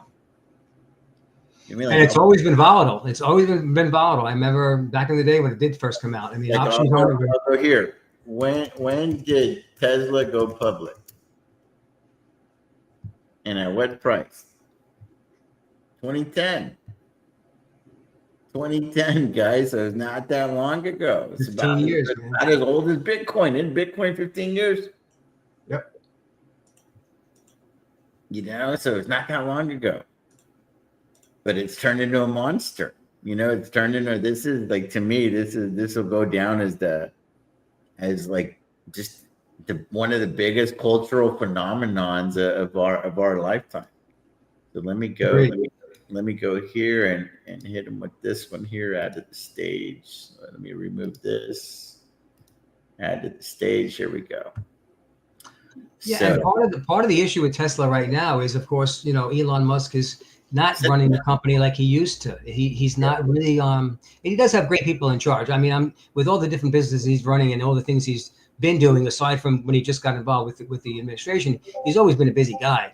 Now he's just that much busier, and so I believe they're pricing all that in, that hey, if he's not Johnny on the spot as much as he used to be, how is that affecting production at all, if at all? And so they're pricing it in, and probably worst case scenario, that's what they do, right? That's prices, when things get negative, they price in the absolute worst. That's why you usually can find a deal at extreme levels. So, agreed. Can we do one more? Do you have time for one more? Yeah, time for one more, TJ. Sure. Sofi. All right. What's going on with Sofi? So we've got 150,000 shares, got 200 cash secure puts at 10, and I've got 500 cash secure puts at 15. So that's all right. So here are some previous drawings from our last time we spoke. And I believe it was probably a few weeks ago when we talked about, because it's been a couple of weeks. I would say we were probably over here, let's say the 14 level, and we drew it. We drew the pattern. I mean, we drew the measured move, and the measured move was down to the 200-day moving average. So that price objective did occur. So that did happen, and that happened after we talked about what it looked like it could happen. So the good news is it followed the pattern. It didn't fall through and go further. It's holding up so far. It's at the 61.8, and it's on a trend line that goes back. Let me just back it up and let's see how far it goes back. So we've got only a few touch points, but it was an area that was at one point pretty heavy resistance. It turned into support, and we've got the 200-day moving average right below. So from a technical level, I believe this is a great place to either establish a long or add to longs, because we do have two things, right? We have a couple things. We have the 61.8 and we have the 200-day moving average right below it. So we're right there. I mean, it's maybe what's it? This is 11 and then price down. So it's within $1 that we have the 61.8 and the 200-day moving average. That's a plus. I would like to see the RSI a little bit more oversold, but it just came from being oversold when it bounced off the 200-day moving average. So we're still close enough to being oversold. We're in the 30s, 39 to be exact. So it's still close enough to be an area that you can dollar cost average. Maybe not, as much as you would have if it was under the 30 line, under the 30 number on the RSI. If it was 28, 27, 26, 25, I would say, average dollar cost average a little bit more. But being that we're above the 200-day, we're above the 30 on the RSI, that it's still a good place to add dollar cost average, but maybe not as much. Let's see if it can stay and do one more retest of the 200-day moving average. But I think this is a good spot because we had a symmetrical triangle, okay, and we had the measured move. So that basically that pattern and the measured move is done. Now to go from here, it has to build its new pattern, and we might be seeing what's called a double bottom come to be here, where here's the one bottom, here's the and now it's going to work on a second bottom over here as it bounces along in trades, and with the 200 days serving as support. So for this one, unless we get a bigger market correction where nothing is going to be unscathed, I think this is a decent level to start buying a little bit again, or if you want to wait till the 200-day touch again, if it makes it there. And we could have what's called a double bottom being formed here. We just need more price action to form before we can come to any really good conclusion. And if you want to be safe, if you want to be safer, you can let this double bottom form and then break through the high of this day candle here, which is about 1247. So you can do a buy at, let's say, 1250 buy stop. If you want to place, for the stock traders out there, if there are any, you can do a buy stop above this area here, or this could be a spot where once it breaks through, I'm gonna make this thick though, where it breaks through this level, you can then sell some cash secured puts below this level here. Okay, so what I'm saying is we build an area down here of a touch point, 2 touch points, let's say 2 or 3. It moves up, price moves up.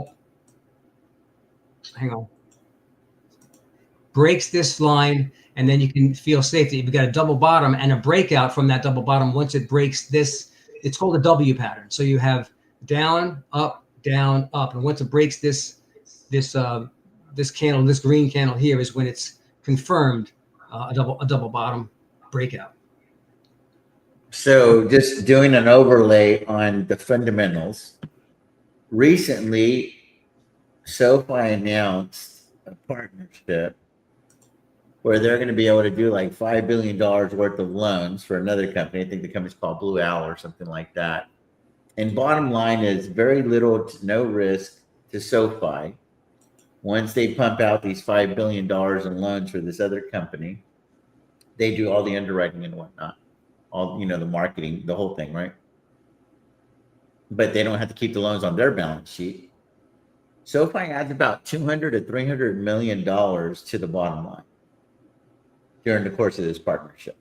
very, very high margin business as part of their lending platform. And that's kind of like the pivot that SoFi has been doing. It's kind of like this thing's turning into everything that we wanted Galileo to be, right? A high profit margin business is growing hand over fist. Well, this little a very new vertical that SoFi got into less than 2 years ago now. It's really starting to take off, and that's when the buyers started stepping in on that news.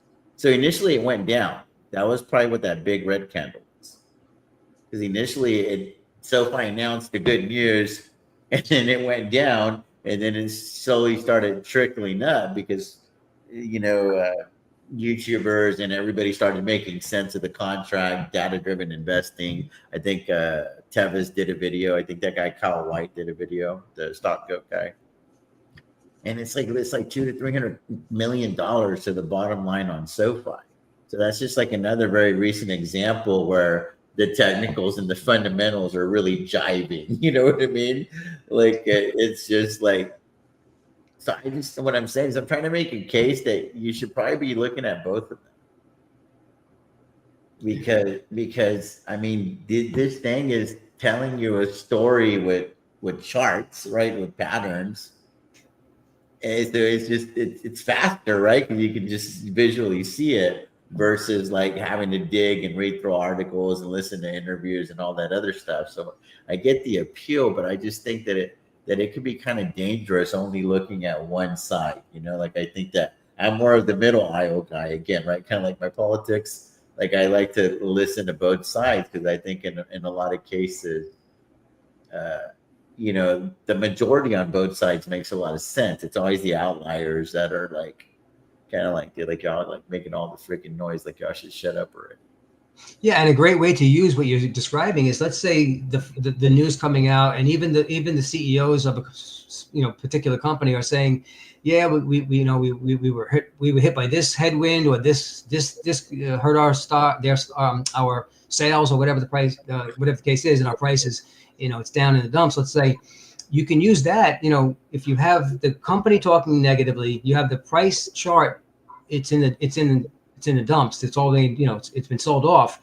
You could be the contrarian and say, well, we have no lower to go, and you can almost anticipate that it can't get much worse. So then you can begin bottom feeding, not catching a falling knife, but let's say nibbling at a price point where it might be establishing a new all-time low or a 52-week low based on all the negative sentiment. So you can almost use price pattern technicals and what's coming from the company, the CEO, and the conference calls to make a decision, even if we're not talking about buying at when the stock is up, it could be down, and you could be getting in at the ground level for a turnaround. So yeah. I think you're on. I think you're definitely on with your thoughts, and combine the two. If you have the time, it definitely makes sense to do the investigation before you put establish a nice size position, because the more ducks you can line up. I mean, technical analysis is great. I do stand by it. But if you can combine technical analysis and fundamentals, and from what you've found by talking to a CEO or hearing what the company has to say, right. I mean, that's really the best of all worlds. Absolutely, guys. And guys, I've been very, very patient ever since this move to tasty. By the way, it looks like the portfolio is rebounding a little bit. So if I go here, when we moved over, this was like at 3.3, almost 3.4. And now the cash balance is at 3.579. So I am trying to get this cash balance to 4 million. That's kind of like the short-term goal. The intermediate goal is to get it to 5 million. And then eventually, whatever the ownership is of the stocks, like whatever that value is, I want to be able to match it with the cash balance, that I could be prepared for a serious downturn in the market, because I feel like it's been a hot minute, since we had that kind of pain. I know there was like the August 5th, there was the yen carry trade. I think that was August the 5th, I believe. Yep. And then we haven't really had a lot of pain since, I think, 22. So I just feel like at some point there's got to be a little bit of pain, so that so that people can get slapped around a little bit and realize that this game's not all peaches and cream, right? You got to take off your rose-colored glasses a little bit. So I am just waiting for the right opportunity. I look at Amazon, I don't see anything there that really excites me. I've got the 10,000 shares at 203. Again, it's a glorified Amazon savings account. The premiums aren't good enough. I don't even want to sell cash secured puts over there. NEO is just the easiest trade I have on the books. I got 500 cash secured puts at $4. I wish I had 5,000, you know? Like I knew that was an easy trade and I should have gone heavier and I just didn't. So now I think, well, okay, well, maybe do I want to sell 500 more at 450? I like for a nice little red candle to do that to get, more for my money. But again, I'm in a situation here where there's not a lot of extrinsic value, guys, and I'm just trying to milk it because I don't have anywhere else that I'm going to pivot that money, and it's $200,000 of collateral, so it doesn't even move the needle to just put it over there in the cash balance.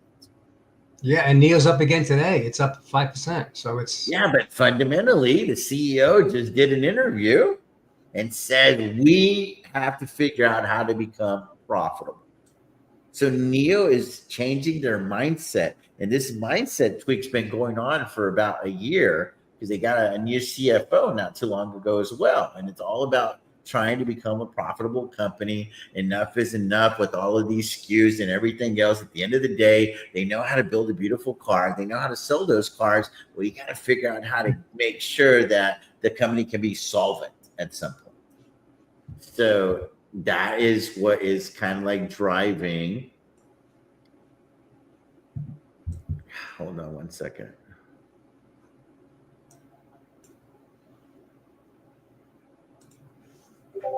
That is something that is top of mind for NEO right now. And then I'm sure they probably just announced deliveries or something like that. There's the sub brand Onvo.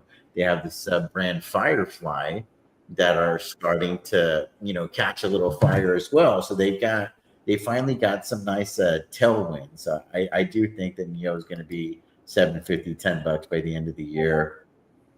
I had a position in Robinhood, but I chose to liquidate that position because I wanted just to have the 4 horsemen transitioning over. And now I'm just selling cash secured puts over there on NEO on Riot. We've already seen that situation with Riot. I need a serious red day to consider selling more cash secured puts. So today's kind of a nothing burger day. If it does get up over $8 and these covered calls get challenged a little bit, I'm going to consider selling 1,000 more covered call contracts just to bring money through the door. Because with the way that Bitcoin chart looks and the way that UZI just showed us the Riot chart, it's like I had to sell those covered calls kind of like as protection to the downside as well. And I'm not that worried about the upside anymore because I'm like, well, if I just go into cash, I could just go grab all of this money selling a shitload of cash secured puts. And it's also like I have like this watch theory now because I started collecting watches here recently, UZI. Nice. And this is kind of like my watch theory with stocks. Yeah, everybody says, "Oh, go get Rolexes because they go up in value." Well, to me, Rolexes are a lot like stocks. If you don't intend to sell them, who gives a shit if they go up in value? Because you're not going to realize anything from it. You're just going to feel good. So when my stocks go up in value, I just feel good. But I'm in a position to make a lot more money if the stocks go down in value right now. I know it sounds kind of crazy, but it's true.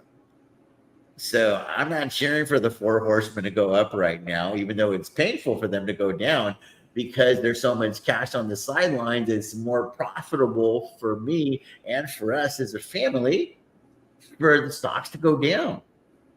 Because I could go deploy that cash secured put collateral and go add to that cash balance. And if things get really sexy and tasty enough, then I can add more stocks. And whenever those go up in value, maybe I can swing trade that portion of the stocks.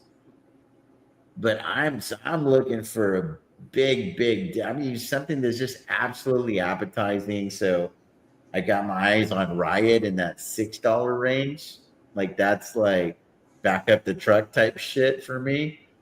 I had my eye on NEO at $4, but I feel like during this transition, I kind of might have missed that opportunity a little bit, but that's okay because I can just keep selling 500 and 1,000 cash secured puts and go grab that real money. And what I mean by that, realized gains. Because to me, I'd much rather go get realized cash secured put premiums over and over and over again versus just a bunch of open unrealized gains on stocks that I don't intend to sell. And then whenever you sell it, you're freaking nervous and freaked out about it. So these are all the things that have happened to me psychologically over the last 4, now going on 5 years, selling puts and calls for a living, that have made me realize that owning too many shares really isn't the path to success for me anymore, because growing that cash balance happens when I sell cash secured puts and covered calls. It doesn't happen when I own shares because I'm not willing to sell those particular shares. So then I came to terms with, you know what, dude, I can see a world where I sell Amazon because that frees up another 2 million. I can see a world where I sell 50,000 shares of Sofi and Riot because that frees up another grip of cash. But the only one that I'm not willing to sell because I want to accumulate more, because the person with the most shares wins in the end if your investment thesis plays out, is I want to get to 10, maybe 15,000 shares of Tesla. But that's where I want my cash tied up, because Tesla gives me the most upside potential, downside as well. So volatility is what I'm saying. So the premium is going to be real, real good. And then I'm also got the money in a company that has $36 billion in cash, doing, you know, right at 100 billion, if not more, in revenue. They're growing 3 or 4 verticals simultaneously at a pretty high clip. The car is a little bit stagnant, but I've already given you all my thesis on that. I don't think they give a shit about that. They're just trying to get the cars on the road so they can sell us all, you know, shove FSD down our throat. I think that's why Tesla's kind of gone all in on this FSD thing, because they're like $99 times, you know, 10 million cars or whatever it is. I mean, that's a lot of money, right? Yeah, and Elon wants to go to Mars this year, I think. So crazy. Yeah, it's something else to look forward to with Tesla, and another money source potentially. So it's, you know, I'm surprised it's getting this beaten up. That's a Tesla thing or that's a SpaceX thing. I feel like that's a SpaceX thing. No, it is, but it's just one of his companies. Yeah, you're right. You're right. It's a different company. I'm just thinking overall, though, the whole Tesla brand and all of his other brands, they're all Elon, and he's yeah, because like I don't even hear about like the Boring Company. I hear a little bit about like Starlink. I hear because I consider Starlink for the house. Do we have a lot of problems with Spectrum? Oh, so yeah. I thought about just like having Starlink as like a backup or whatever. Help me out with the things he has. Neuralink, is that one of his companies? Is that a thing or no? He's got a solar company too. I forget the name of the solar company. Let me put on here all of Elon's companies. All of Elon. Here we go. So according to EI, involves several, including Tesla, SpaceX, the Boring Company, Neuralink, formerly X, formerly Twitter, XAI. He was a co-founder of OpenAI and PayPal, and invested in Zip2 and so forth. So a lot of shit, man. Yeah. He's. I don't know how he has time to do all the things he does. Well, I just think he's a master delegator. He's probably a phenomenal recruiter of talent. That, you know, maybe mainstream media doesn't like him. Maybe you know, a lot of the people even watching this little channel right here may not like him. But I think he's probably revered and respected a lot in the business community. Oh yeah. You know, because he's made a lot of difficult things happen, right, in his lifetime from a business perspective. Crazy. And so it's like I think the people that know, right, the people that are in his circles, because I'm not in his circle. You know, I'm not in his circle. Marcus is asking a question here. I think that's worth a mention. What is a realistic return year over year, long term, 10 to 15 years, if you only count on the premiums and not the capital appreciation of stocks? So I can give you an answer for that. Mine's at 15 to 20%. I actually shoot for 25% because of the types of stocks that I deal with. What say you, Uzi? Well, you know, if you want to be conservative with your premium selling, if that's what I'm assuming you're premium selling. So, you know, 0.5 to 1% a week is considered doable. You will have some trades that are challenged, even at the low deltas you'll be selling. But like TJ just said, you know, 15 to 20%, I think is doable. I mean, especially if you bring into the equation, you know, you can play with some dividend stocks, so you can have your money sitting in some dividend stocks and be selling cash you could puts on premium on those stocks, and you can really juice up your return. So I think, you know, 15 to 20% is easily doable. Well, I shouldn't say easily. It's doable, and then some years you'll have double that, depending on the market we get, how your skills would develop as you have more time under your belt. But absolutely. I mean, and you're starting capital. I mean, it's true, and I think TJ will back me on this. The more money you have, the easier it is, because you can play with a different pool of stocks, and you have more leeway where you don't have to sell, let's say, credit spreads. You can just start right off with, you know, cash secured puts instead of spreads, if you have a nice size account. Yeah, whenever you have more money, guys, you can afford to be wrong. You can afford to be wrong on the entry point. Exactly. But having more money is not going to give you more conviction. So, you know, having more money could be very detrimental to your success if you put it in the wrong stock, right? Like, I'm glad that I didn't have this bankroll whenever I was in IDEX. I believed that I've never been more wrong than on IDEX. Like, are you familiar with IDEX, Uzi? IDEX, was it IDEX? Yeah. Yeah, the name sounds familiar. I don't remember. They're a one-stop shop for all of your electric vehicle needs. They had everything from scooter, the street sweepers in New York. They had the freaking electric motorcycle company that they had bought out. They had Wave, wireless charging technology, all kinds of shit, bro. I thought it was the best thing since sliced bread. My investment thesis was that Tesla would eventually buy them out. There was rumors that Tesla was really interested in Wave for a while. And I have never been more wrong. Never, ever been more wrong than on that particular ticker. I have never studied a company as much as I studied IDEX. Since, like, before, since, and after. I'm not willing to. I don't even know that much about Riot in comparison to what I know or knew about IDEX at the time. I was in so many chats on Facebook. I mean, I was in the weeds on this thing, bro. I would comment on the Yahoo Finance. I mean, dude, I was in the weeds. You know what I mean? So, I met like 10 people that worked at IDEX. I mean, bro, I was like an IDEX, kind of like the way that Amit is with like Palantir, but I didn't like go and hang out with the freaking CEO or anything of IDEX because I didn't like him.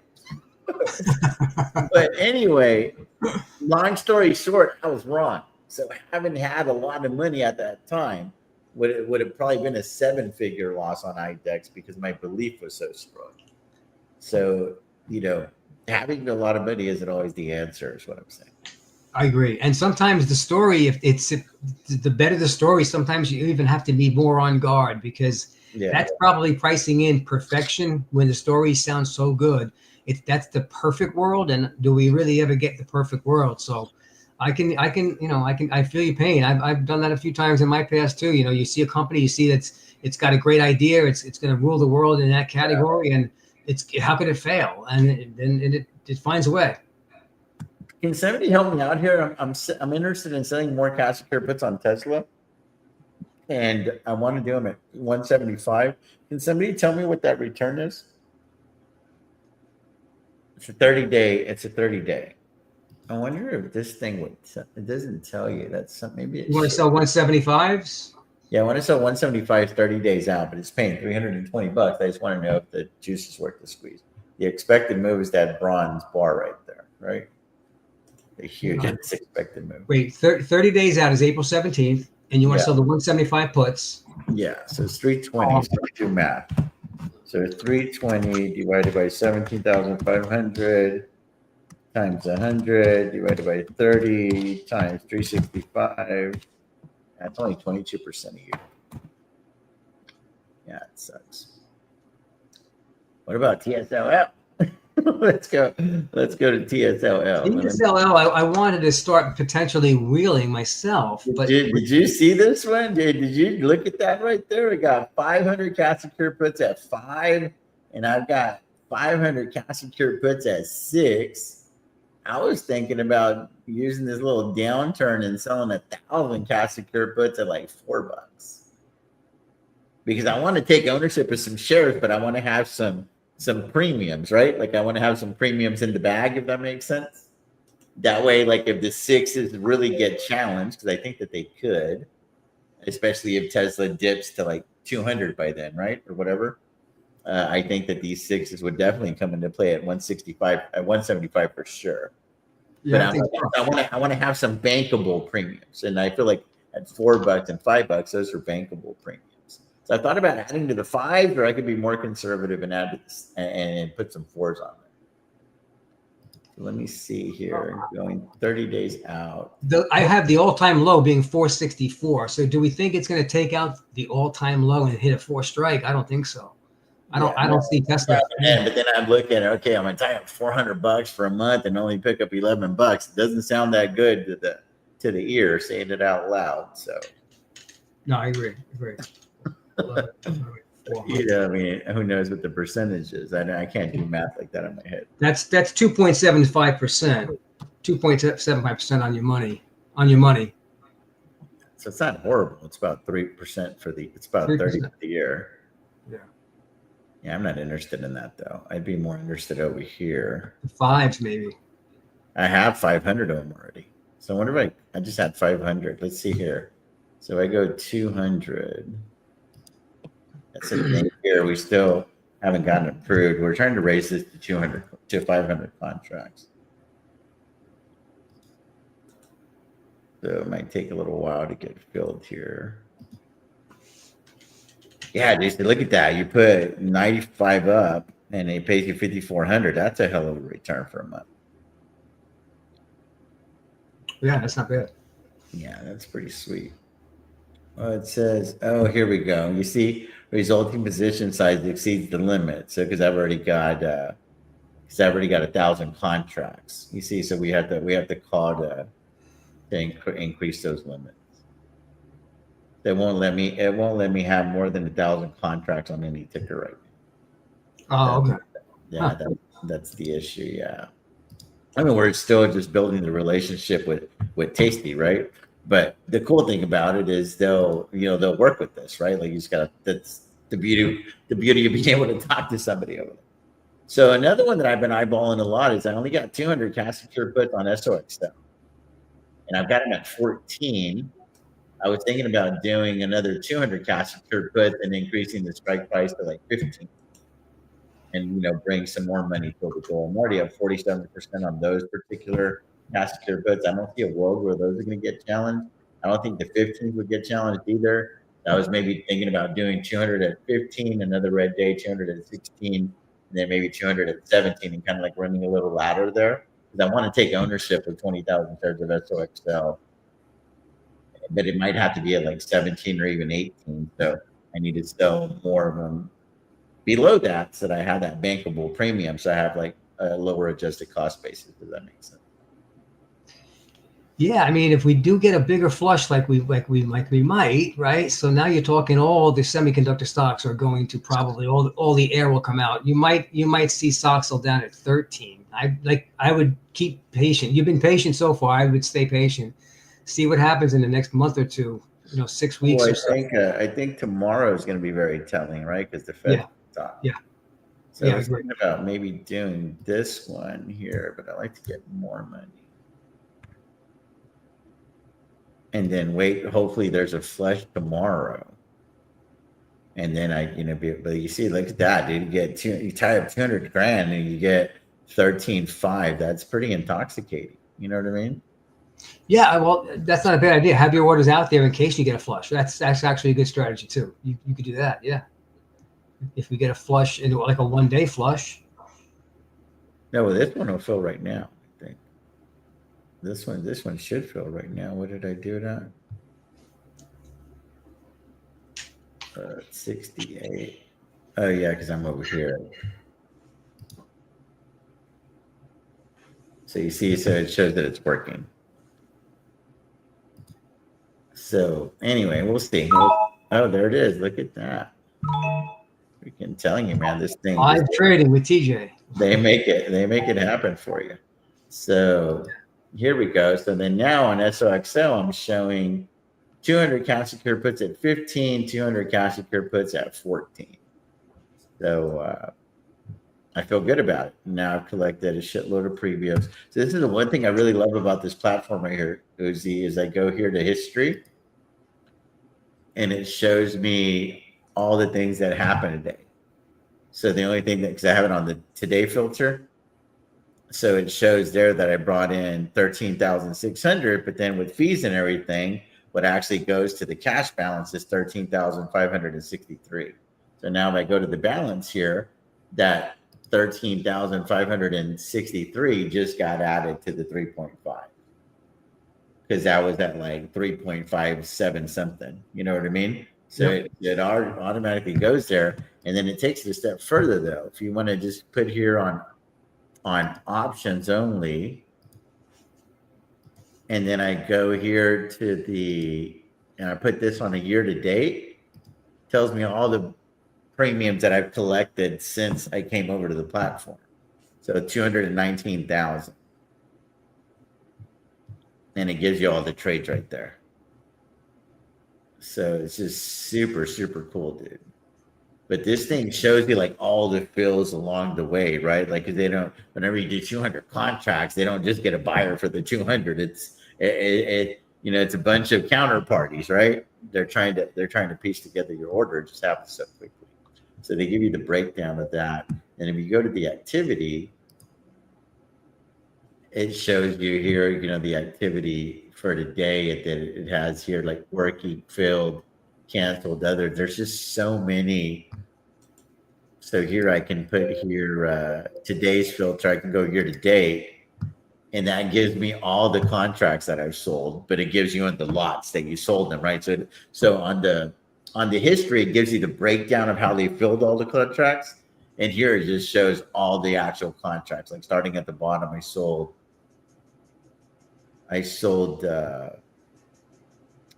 35 cash secured puts on Tesla. That was the first trade whenever I came to the platform.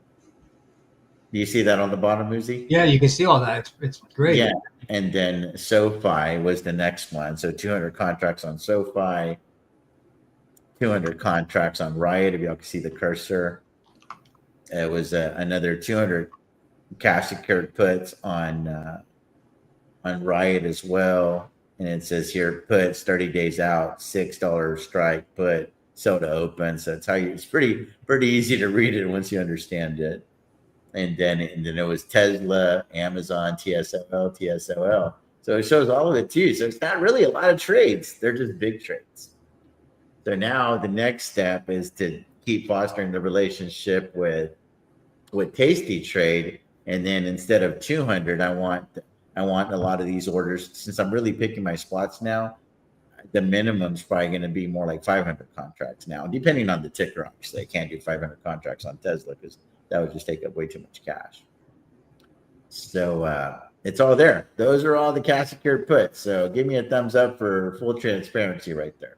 These are all the cash secured puts and covered calls. It is literally all right there. So it hasn't been that many. This is 1, 2, 3, 4, 5, 6, 7, 8, 9, 10, 11, 12, 13, 14, 15, 16, 17, 18, 19, 20.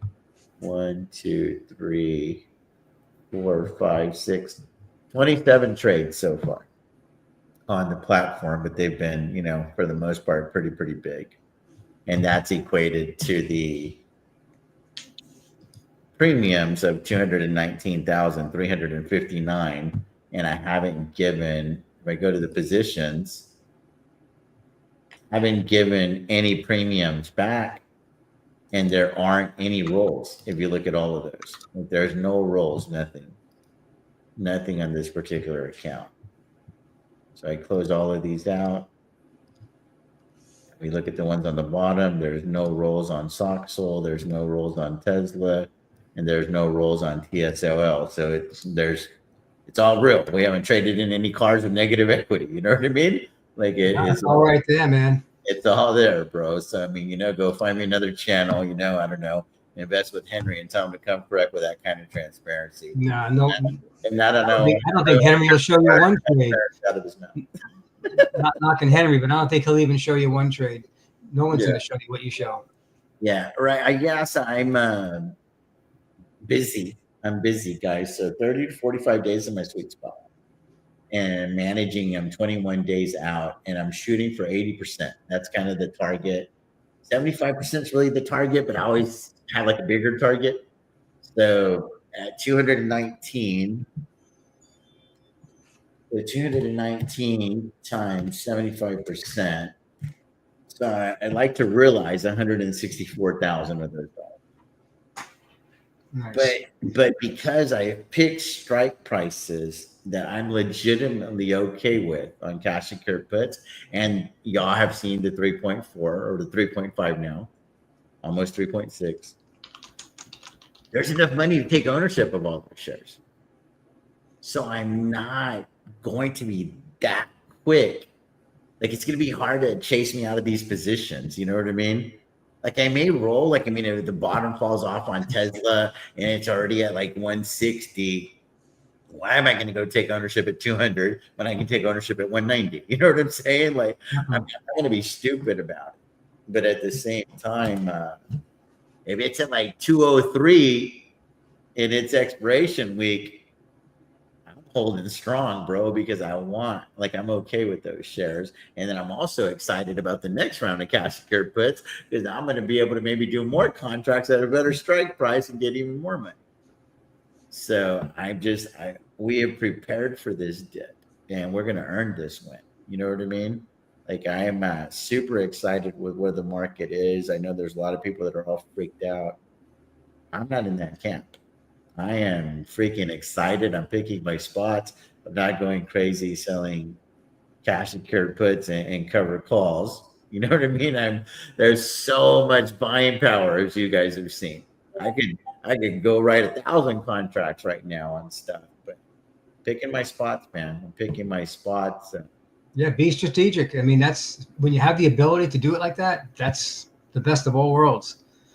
Being able to pick your spots instead of reacting to the market. You can wait and see what where you can pull the trigger. It's real hard when people text me whenever I'm live, guys. It's hard for me to do both of those things. So if y'all could refrain from doing that, that'd be great. But I'll get to those texts. There's a few members that have texted me while I've been live, but I can't give you the time of day that you deserve, because I'm trying to keep the show going right now. But anyway, man, Uzi, I appreciate you, my man. I got to get rocking and rolling. I have 4 or 5 FaceTimes today, so I've got to go do that. And then is today Wednesday, or is today Wednesday? Today's Tuesday. Tomorrow's Wednesday, and Fed's tomorrow. Yeah, Fed's tomorrow. 2 o'clock. Tomorrow, Wheelers should be back tomorrow if I can get a panel together. So if you're interested in becoming a guest on Wheelers, we'll just have a catching up chat. You know what I mean? Hopefully I can get Dallas Matthew on, because he's been off of his YouTube channel for a while. I'd reach out to Garcia, see what's going on with him. I'll reach out to Bill White. Uzi, you're more than welcome to come on as well. It's going to be at 8 p.m. Central Time tomorrow. But if I can get a panel together, because I shut everything off during the transition from Robinhood, because I just didn't want any potential hiccups, because that was a lot of money, right? Yeah, I'll be there tomorrow with you, TJ. No problem. I'll be there. It'll be super cool. Anyway, guys, make sure to give Uzi a follow on X, and then Uzi, do you want to plug your course again real quick?